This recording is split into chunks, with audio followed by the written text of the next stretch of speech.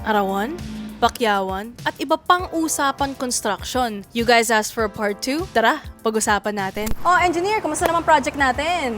Ma'am, okay na po yung mga anilyo natin, nakalagay na din yung ating mga parilya, napapatikan na din natin yung level ng ating buhos, okay na tayo para sa ating buhos ngayon. So that means everything's good, di ba? Baka pwede ma'am, ipapakyaw na lang natin yung buhos. Kuya ko kasi yung mga tao, lugi tayo sa arawan. Ano daw? It's best that we understand basic construction terminology para maging maayos ang project natin kasi sa totoo lang, nakaka-stress talaga magpagawa. Parilya. Ito po yung bakal na linalagay sa pundasyon. Sa typical na bahay, malimit 12mm or 16mm bakal to. Usually may 15cm to 20cm spacing. Pero syempre, always recommended to just check the design of the plan. Anilyo. This is probably one of the most neglected pero isa siya sa pinaka-importante sa setup ng bakal. Ito po ang yayakap sa mga primary bakal natin, sa mga poste at biga. Essentially, parang jowa lang to guys. Masinsin po dapat sa dugtungan ng poste at biga at madalang sa parteng gitna. Pitik. It is an effective way to make markings sa kahoy, bakal, or semento. Eskwela. Ganito po siya. Ito po yung nag-assure na 90 degrees ang mga sulok ng structure nyo. Buhos. It means pouring ng konkreto. Mas mainam gumamit ng concrete vibrator sa luksok or pukpok para hindi ampaw or walang bubbles ang buhos nyo. Forma.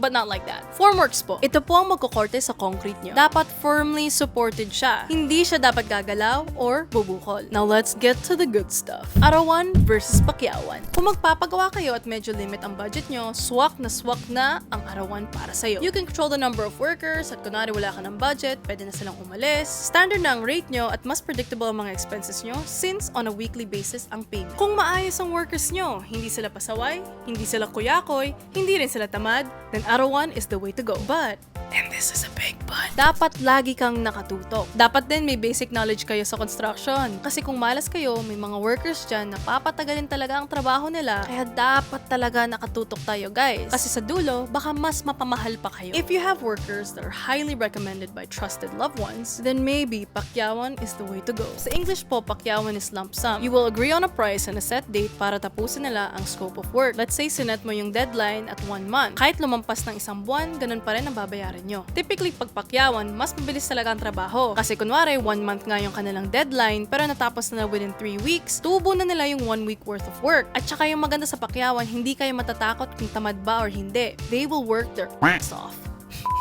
So syempre, the question is, best pa talagang Pakyawan? Hindi lahat happy ending. Mabilis nga pero baka masacrifice yung quality. Meron ding danger of overbilling, meaning na bayaran mo ng sobra-sobra pa, pero malayo sa halaga ng natapos nila. May chance din, pag alam ng Pakyawan malulugi sila, tatakbuhan na lang nila yung project. Tsaka yung mahirap din dito is, paano nyo malalaman kung ano talagang tamang presyo sa Pakyawan? Nako, Telling you this now, sobrang stressful talaga. So usually, recommendation namin, kumuha na lang kayo ng magaling na contractor. You know, like us. Marami pa tayong pwedeng pag-usapan, so abangan nyo na lang yung part 3. Thank you guys so much for watching, and this has been brought to you by... Ma'am, pwede pong bumali? Tuesday pa lang ah! GLI for you. Arawan? Oh, is my mic on? Bakit nakasulat po yan sa script ko? GLI